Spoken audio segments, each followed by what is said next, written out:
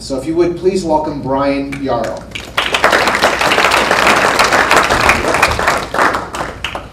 Let's get that face off the screen. First off there. Good morning, everybody.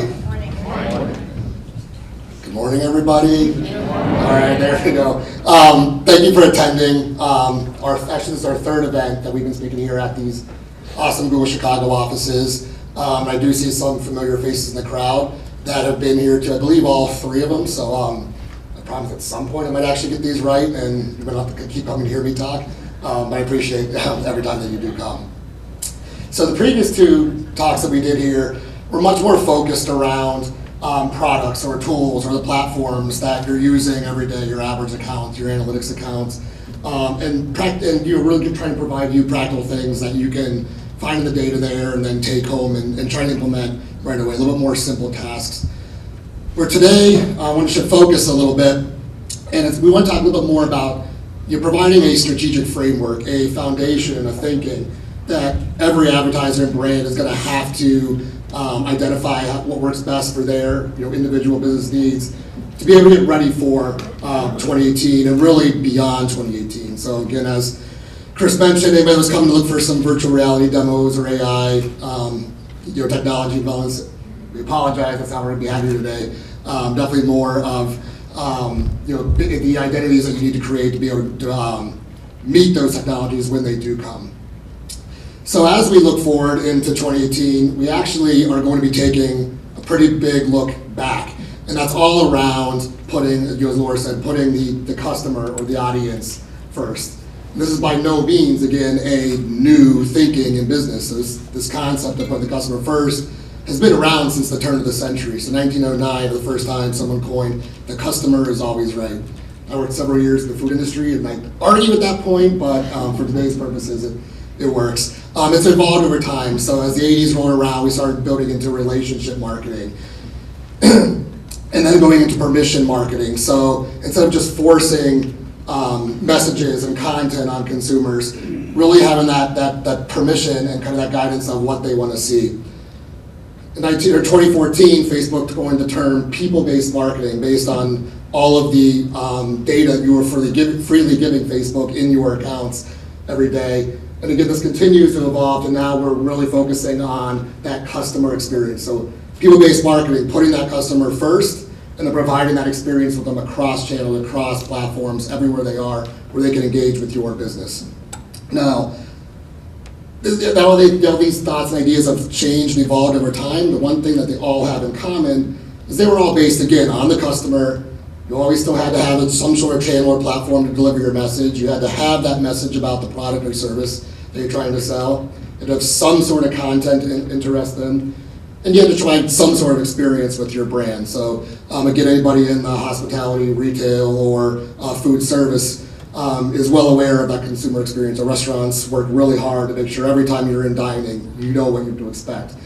But this is a little bit new to, I think, industry as a whole. And what's changed and what the trend is, what we're here to talk about, that's taken this basic concept that's been around for over a century and is really moving forward at a rapid pace, is the rapid advancements made in data, technology, devices, and measurement. So why people-based marketing? Why is this so important? Again, been around for a century. Why is it so important now with these new advancements? And it's that simply because it works. Consumers are more addressable than they've ever been before because we're always online. The data is more actionable than it's ever been. The depth of understanding that we're getting from data is growing by leaps and bounds every year. And of course, technology is connected. So you could be on a phone, pick up the same experience on your desktop or your laptop later on that day. And it works. So 83% of media buyers are already addressing media and data and putting the customer first, are seeing superior performance to how they run traditional ads or even their digital media prior. And why? Why is this so important? And what's really at the heart of driving? Who is this audience? Well, the kind of buzzword I say, and I already can see some of the reactions that are about to happen, millennials. So just saying that term puts a little bit of that feeling in there. We've been talking about millennials for seemingly forever. Well, they're now entering their 30s. A lot of the people sitting amongst you here are now millennials that we once thought of as these high school and college kids who are always just on their cell phones and never paying attention. But they're also about to pass boomers as the largest American generation that has ever lived. And by 2020, Standard & Poor's estimates that they will have a $1.4 trillion impact on the economy. They're always connected. They want to have customized experiences. This is the trend that's really driving why we're here talking about why it's so important to understand your consumers and be able to be there and be there relevant when you are there. But now we're, Laura talked earlier about the investments that Google's making into reaching these audiences. But we're just starting to get the technology and everything in place now to meet the millennials and their buying habits. But now we already have to start getting ready for the next generation because they're coming. Generation Z. These consumers have never even known a world where at least there wasn't semi-connectivity. They also are twice as likely to shop on mobile devices than even millennials were. So you think about, everyone, well, desktop converts the best because it's big images and big screen area. Well, you have to figure out how to start on a mobile phone because now they're buying there. They're also more likely to view 62 more pages and balance 51% less than other generations, meaning if you are there with relevant content to engage them, you have a good opportunity of winning that consumer. That's one of the benefits of having a constantly connected consumer. But if you're not, Generation Z and even millennials, they're not as brand loyal as people used to be. So again, if you're not there, you're not relevant for them, they're not going to continue to buy just because they know you. They will move on to someone who is more relevant for them. And who are the big brands driving some of this investment and who understand the importance of the customer and putting data first and utilizing that first-party data to really drive their decisions? Well, these brands, I think, are doing pretty okay nowadays. First, as a brand who wasn't up to date on technology and who seemingly lost focus of their consumer and how they were consuming their media. We all know what happened there. I think Netflix and then Amazon had a little bit something to say about how Blockbuster's future was going to go. So there's a lot of opportunities, but also a lot of issues, struggles, and kind of hurdles you have to get through to really be able to put the consumer first and really drive actual insights and make your media relevant. And the biggest thing Laura briefly touched on it was the business silos. So we don't just go online anymore. We live online, and every time we're going online, whether it's on your social page or you're doing a search query or everything, these systems are learning more and more and more about the consumer. But how are we passing that data across the company to be able to activate on it? Does sales know what marketing is doing? Does operations know what sales and marketing are pushing? But there's the challenge we have to face, but there's also a large opportunity there. There's more than ever ways that we can get that advertising out in front of the consumer. But again, if that information is not being shared across the organization, it's never going to work for your industry. The other piece of it is not just the information flow, but also the goals. So how many here, your ultimate business goal in trying to grow and develop your business is achieving a more efficient cost per click? Now, who here's business goals are to grow their business 20% or more and reach new audiences? Well, how are you as a business expecting your marketing team to grow 20% if their focus is just on driving more efficient clicks and not on, again, building that relevant content and connecting with the consumer on a deeper level? We call these legacy KPIs versus consumer KPIs. And we were actually out at a Google Partner Summit last fall. One of the speakers brought this quote to us, and it stuck with me even since last fall. It was head of digital marketing, Amy McNeil, had mentioned our team is literally having to choose between embracing new consumer behavior or hitting old KPIs. So even at a big, large company that's been doing this and is trying to invest in this, still has the problems with legacy KPIs holding back ultimate business growth and what everyone needs to be marching towards in a customer-centric focused organization. So the biggest question to go home around this audience set today is just to challenge yourself and challenge internally. Are the goals that I'm working for every day, are they actually aligned with what we're trying to achieve as a business, or are they siloed based on the channels that I'm overseeing? And again, to be able to activate this on this, it all starts with data. So Laura talked quite a bit about your first-party data, and it is the most effective and efficient. We'll talk a little more there in a minute. There's also advancements happening every day around second-party data or data you can gain on consumers when working with a channel partner. There's also a lot of investment in the third-party data that's been happening in the past and continues to develop. So if you're purchasing on a credit card, the credit card companies and marketers, while they might not know that's exactly you, they do know, data what you're purchasing, when you're purchasing, where you're purchasing, how you're purchasing, and all that data can be purchased and put along with that first-party data to really build a comprehensive model of what your customer looks like and provide the insight to start building on it. So why is the first-party data so important? Well, it's the accuracy. So again, when you're buying data from a second or third-party vendor, that data is all anonymous, and it's just numbers around a potential audience group. But it's your data, it's your earned data you got from your customers, your marketing efforts achieved it. It's accurate, right? It's your actual consumers, and it's personalized. So it's if it's in your CRM systems, you're having that name and contact information that go along with the online data of how they're engaging with your brand. And again, it works. So it's been proven time and time again to be the most efficient and effective in terms of driving ROI when marketing decisions are based on your first-party data. So how do we get first-party data, and how do we grow it? So it's all over your business, and most likely you already are engaging with first-party data in some facet. So it's within your CRM data or your sales data. It's within your analytics accounts. It's within your email forms or your registration signups on your website. It's within your Facebook pages. It's within your AdWords accounts. But all these places where we get this data, for the most part, it's still numbers. It's still mind-boggling when you try to look at all this data. How are you collecting this data? How are you segmenting? And again, as mentioned earlier, how are you sharing this across your organization, and so everyone has access to the same data? Is your email form potentially going to your sales team to follow up on, but a purchase from that same consumer, is that being linked so that you're not continuing to potentially remarket or continue to email or follow up with the customer that already purchased because there was that siloed effect and not that shared information? But as powerful and as important this is, there's also another level of first-party data that, again, we talk about trends, continues to develop, and that's around the millennials, Generation Z, and even the society as a whole, is our need and really now our demand for more personalized engagement with brands. So outside of just the numbers and the data and source of where they're coming from, what devices they're on, it's the opportunity that we have now to connect on a near personal and near real-time basis. So the social platforms give us the opportunity to, again, almost in real time, speak directly with our consumers. If you ever follow Whole Foods on Twitter, they're always good for a laugh. There's everyone has their their content what Whole Foods is, and they like to play with their customers on it.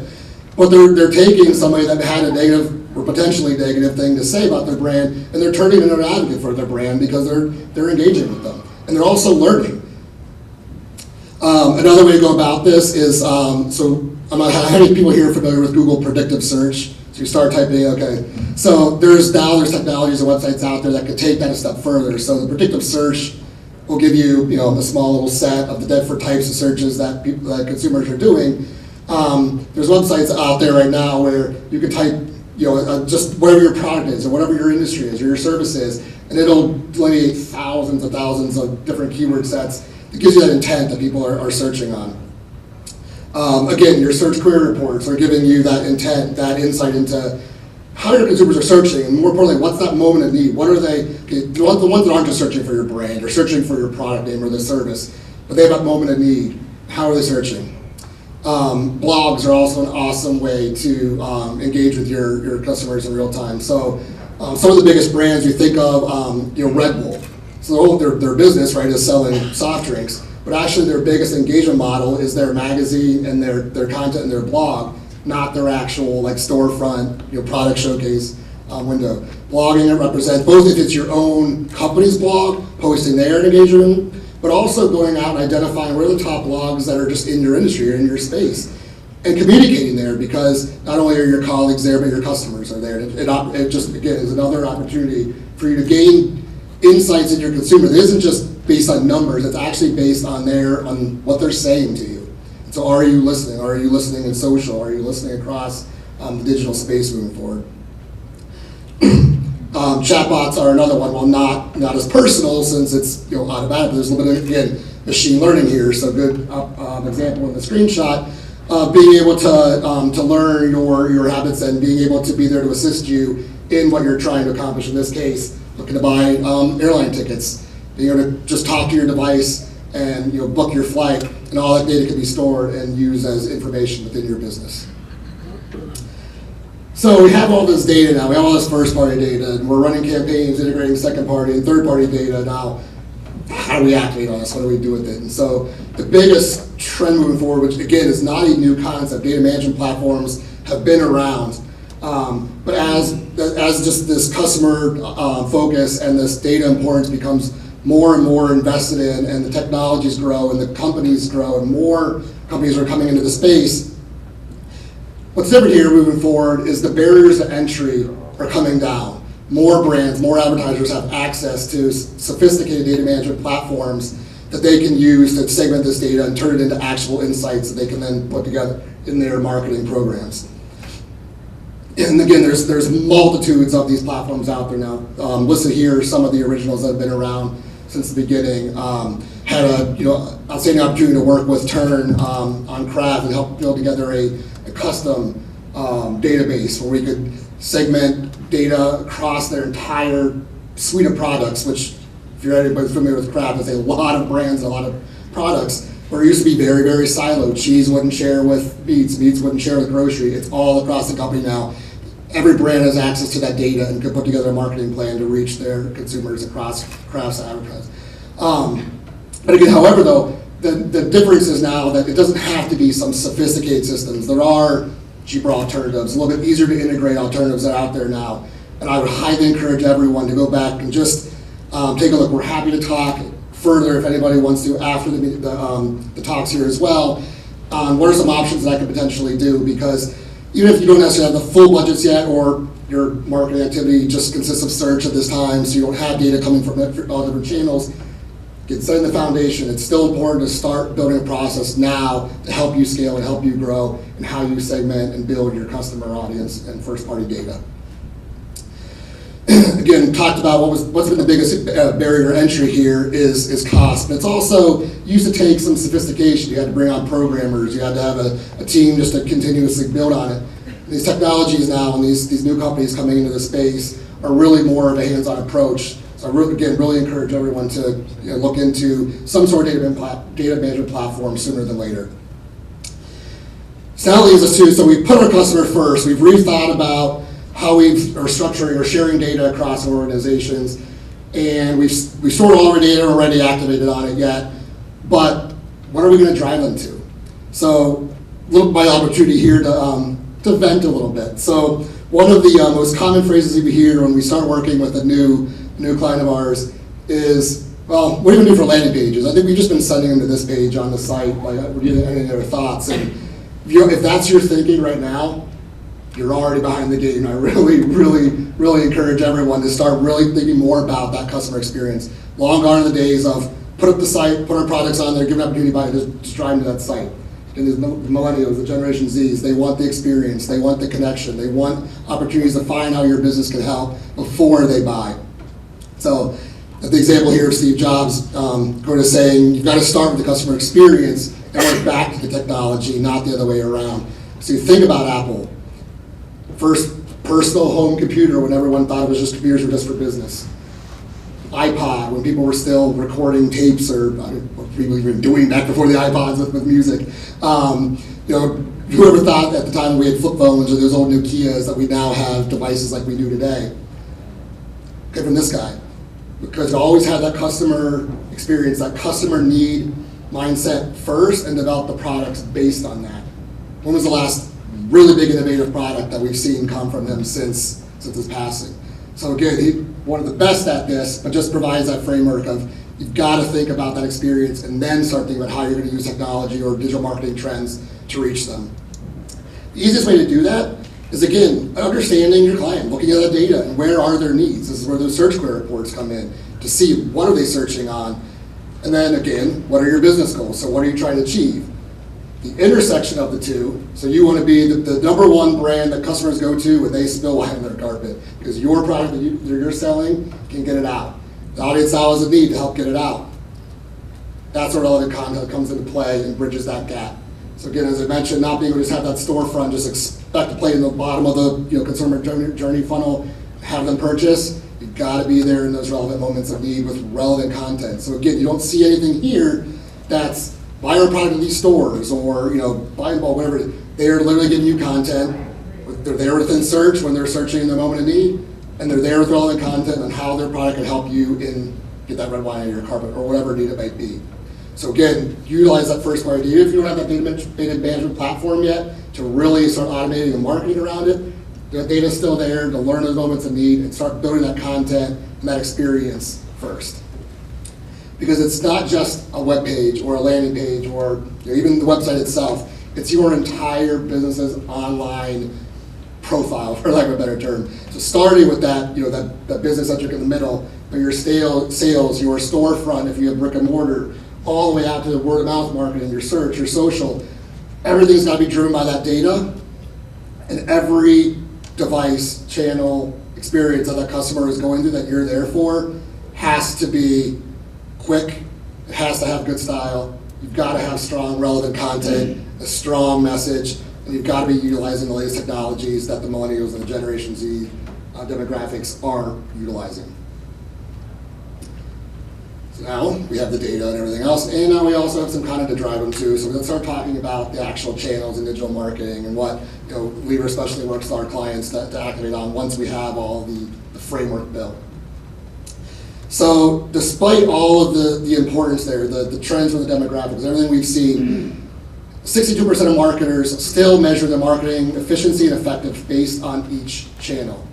So again, another little opportunity for me to vent a little bit here. One of the things we heard is, well, we can't run on display, or we can't do on those keywords because we can't afford that cost per click.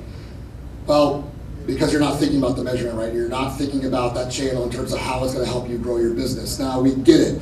If everybody had infinite budgets, we probably all would be across the channel with all the best data in the world. Jen will talk a little bit in terms of how you can rethink that measurement and utilize attribution to unlock those areas to be able to grow. But you got to nix the silos, you got to nix those pushbacks internally to be able to start doing it. And then you also have to be there again for those, everyone here heard of micro moments. It's not a new concept here, been around for a while. These are those moments of need. So the I want to know moments, I want to go moments, I want to buy moments, and I want to do moments. So the only ones that we really think of, again, that storefront, yeah, I want to buy. Like, I'm looking for your brand, or I'm looking for your product specifically. All the other searches out there are what we've historically thought of as higher level. Those not as efficient keywords or tactics or strategies that we're trying to do. But if you're not there for all those, and the only ones you're capturing are the consumers that are already at the bottom of the funnel, who've most likely already engaged, have experiences with other brands, putting you behind the 8 ball before you've even gotten started in that conversation with those customers. And now the micro moments, again, I mentioned they've been around for a while. We coined them, Laura, like 3-4 years ago.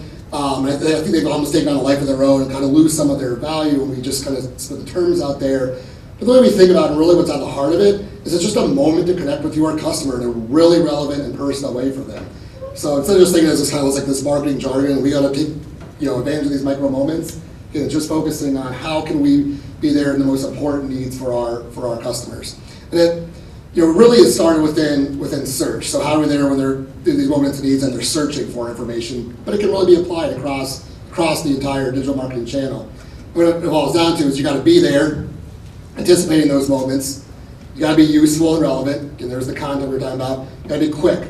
So Generation Z has the shortest attention span of any generation that's ever lived. You got about 8 seconds for them to want to engage in their brand, or you lost them, especially on mobile. If you haven't developed a mobile, at least a mobile-friendly website, again, you're behind the game. It's somewhere I really suggest looking into investing now. And then finally being able to connect all those dots. So this measurement attribution comes into play, so that when knowing where you are and when you're there, that it's actually working for your business and driving you towards your business goals. And so Okay, starting with search here, in terms of what's trending in search. It's the bottom of the funnel, right? Let's start here because this is where we usually see the most efficient return for our media dollars. But with this, with the investments in growth in the importance of audience and data, search has actually been left behind a little bit. So we go back before 2014, early turn of the knots in early 2000s, search was soaring because it was, every time we have real-time data and actual insights on what consumers are searching on, how they're coming to our website, search was going to the roof. And it's still, still obviously important as that bottom of the funnel channel, but search is by nature anonymous, and it's intent-based. It's not necessarily customer-based in its past. That's changing. So with machine learning taking a bigger role within search and across digital marketing, there's opportunity to take search even a step further and being able to target our audience. So we as Leader, we work with a tool, it's called Acquisio. If any of you have worked with any search bid management platforms, they all have similar features. You're able to bid across your Google, Bing, even social platforms. But why we chose this and what really helps us get a better grasp on our customers and how our search campaigns are performing is a machine learning that they have. It's called their bid budget management platform. So this takes all the data that's coming through our search campaigns every day, making optimizations every 30 seconds. And I don't want to steal too much thunder here from Jen for the attribution section, but machine learning is already coming to search. So search is advancing. It isn't just you put keywords out there, you write some ad copy, get them their site, and hopefully they buy. There's also investments from Google and other platforms into making search more audience focused. So how many people are aware that you can now demo target within your search campaigns within AdWords? 1, 2, so good. I have a couple more. Yeah, Roz, you don't count. So we got a couple. At least got you guys to learn something here. So yes, you are now able to capture age and gender status across your search campaigns. So you'll see in this example we have from one of our clients, big portion of this is unknown. Okay, this is a newer technology. We haven't been running it for a long time. So the systems haven't had an opportunity to identify the characteristics of demographics of every searcher yet. But it is growing, it is evolving, getting better every day. But there's also technologies and companies out there now. LiveRamp, for example, if anyone's heard of them, if not, definitely look them up. But they focus on identity resolution. So they're able to take that same customer data you're getting and use their algorithms and their data sets to make more match points beyond just an email, to a phone number, to a name, to other email addresses, to your social profiles, and make those connections and build your customer matching, and you can then activate within search.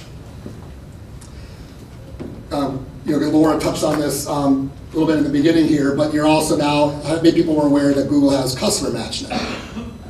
So another one I get to teach you guys. So you're now able to take your audience list, your email addresses that you have and all your customers that you're gaining through your first-party data building efforts, through registrations online or that your sales team is building. Spreadsheet form, you're able to upload those email addresses right into your AdWords account and then utilize that across your AdWords campaign. So both within search, within Gmail sponsored campaigns, while they're watching YouTube. You're also then able to take that data and build similar or look-alike audiences. So scaling your audience match strategies within search. And be able to do that within search. So remarketing lists for search ads has been around for a while. Again, not a new technology. Now with the new developments within audience targeting, it's going to the next level. And then now you're also able to do the same across display, across remarketing, on webs, on apps, and then scaling that with similar audiences, within market audiences, and building the audience within search. Now, obviously, Google's investing there, understanding the importance of data, first-party data, and of audiences. Facebook was not going to be far behind. In fact, they were a little bit ahead with just based on what their platform is. But now they also have the same ability to take those customer lists you have, put them into Facebook, and they will then match Facebook profiles to your uploaded lists, and you can then advertise across their social experiences.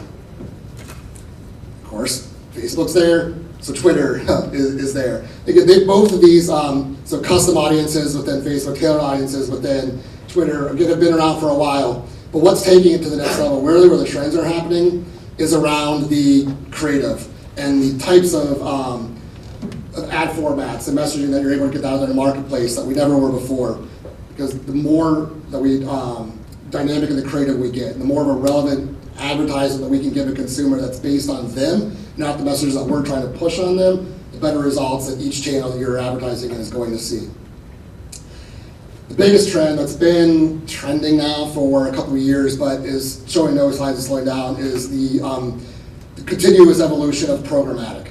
So this kind of ties in with the DMPs that we talked about earlier, where when this first came out, really the only advertisers and brands that had access to this were giant brands. Brands with billions to spend on marketing efforts across their organizations. The continued investments, the continuous focus on programmatic has now again removed those barriers of entry, and it's now available for most brands and advertisers out there. Another area where anybody from Libra here is more than happy to discuss with anybody in further detail around how we can execute programmatic campaigns. But even this, as sophisticated as this technology is, as fast as it's growing, it's still all built on that data. The first party data being the most important, funneling this data management platform. But now what's really growing and what continues to evolve is not just the data segmentation and collection standpoint, but how that's able to spit out into actionable insights and directions that launch your digital marketing campaigns across programmatic, but also across search and social, and even anything revolved with your website. And then same capabilities here, where it's not just your actual audiences, then being able to scale across similar audiences and reach across multiple networks and platforms that you can serve advertising on. And then the key component here, with it, what makes it so unique with programmatic, with running with a solid data management platform, is the feedback loop. So it's not end game. Okay, you've put the data in the system, served it out, you've served that impression, got that click. It's not just over now. That data is fed back into the data management platform. You have another set of in-depth data that just continues to build, and you just get more and more relevant, customizable experiences for your customers. And how does programmatic and other kind of trending platforms really drive these relevant ad messages and content for customers? One of the biggest ones is the continuing advancements within dynamic creative. So just a few years ago, if you were similar to Bose, you were an online electronics manufacturer or retailer, and you have hundreds of thousands of products, you have to invest the cost into a creative to develop ads for every single one of your products, every single one of your messages, with every one of your colors, every one of your calls to action. Huge investments just to put in a creative before you've ever even shown your customer the creative. Now with programmatic and some of the advances around dynamic technologies here, both within display as well as within dynamic marketing, within search and within social, you have the ability to just plug in the basics. So just plug in all the photos or the screenshots you have of your products. Toss in the different color combinations you want, the different call to actions. And that machine learning, that data, the systems that are in that data management platform and the serving platform, it understands what that consumer is searching on, what websites they've been visiting, what profiles they fit, how consumers have been engaging with different products based on historical campaign analysis. Takes all this data in a fraction of a second, serves a customer the most relevant ad that they believe that the system believes that customer will engage with. So if they've looked at they looked at one of these headphones, the opportunity there to upsell another headphone without upsell a higher price headphone without having to create a whole new creative for them. That system is there. It can be served out to the customer. There we go. The other big advancement here is, of course, the creative platforms across mobile. So again, people think about mobile as this tiny little small screen, and you can't be too creative there because you only get people to scroll if they want to see more data. Well, that's changing with bigger screens and bigger devices.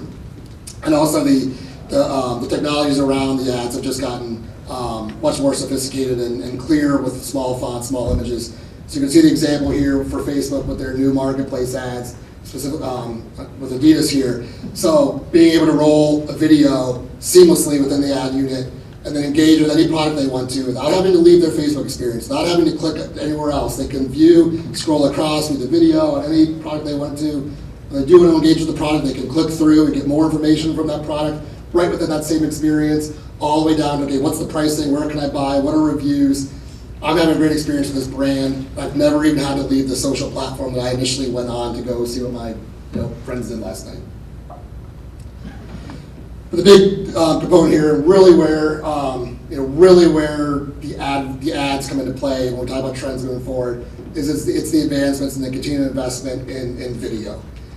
So video was, for the longest time, been doing digital marketing now for well over a decade. It's always been kind of we don't have the dollars to create video components, and those are just for awareness. And I have to spend my dollars on what's going to be the most efficient as ads. Well, that thinking's got to go. If video isn't at least half of your overall ad mix, you're losing that opportunity to connect with the millennials and the Generation Z who want those customized with a little bit more information about the product versus just here's my product, go to my website and buy it.